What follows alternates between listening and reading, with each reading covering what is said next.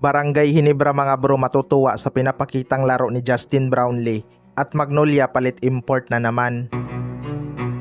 So hindi nga naging maganda ang simula ng Magnolia Hotshots mga bro.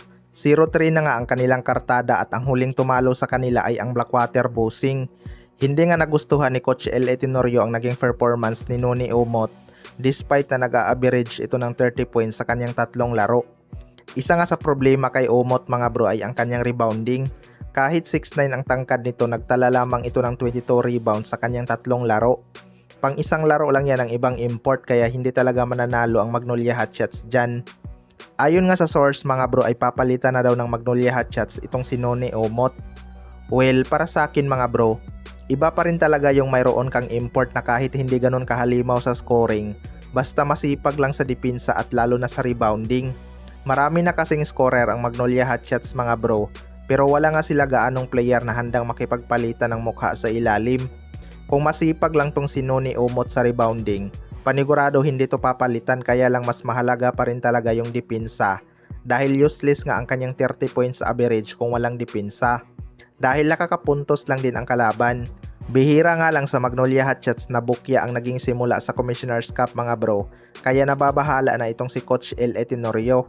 Sa kabilang banda naman mga bro, Barangay Hinebra matutuwa sa pinapakitang laro ni Justin Brownlee. Marami ngang hindi sumang-ayon noong una mga bro na si Justin Brownlee pa rin ang kukuning import ni Coach Tim Con dahil humihina na daw ito at nagdi-decline na ang kanyang laro. Pero nagtala nga ito ng 31 points sa kanyang unang laro. Impressive pa rin talaga ang laro ni Justin Brownlee kapag nasa kondisyon ang kanyang katawan. Marami ngang Hinebra fans ang natutuwa sa kanyang pinapakitang laro laban sa Macau Black Knights. Pero magsisimula pa lang talaga ang tunay na laban ng Barangay Hinebra mga bro. Kitang-kita naman natin kontra Macau, walang ang kayang dumipinsa kay Justin Brownlee, kaya nakakabuelo ito. Pero kontra Inlex Road Warriors nga, magiging banta talaga sa kanya itong si Anthony Simirad. Alam naman natin kung gaano kapisikal ang player na yan pagdating sa depensa. Ang maganda lang kay Justin Brownlee, hindi nga nila kayang sirain ang laro nito dahil hindi naman to pumapatol kapag inasar ng depensa. Marami na ngang sumubok na sirain ang kanyang laro pero wala ngang nagtagumpay. Pagod lang talaga ang magiging kalaban ni Justin Brownlee dahil may edad na nga siya at mabilis nang mapagod kapag laging pinipisikal.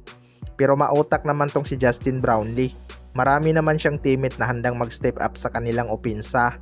Kaya abangan na lang natin kung masustain ba ni Justin Brownlee ang kanyang magandang laro next game. Kayo mga bro, ano masasabi nyo tungkol dito?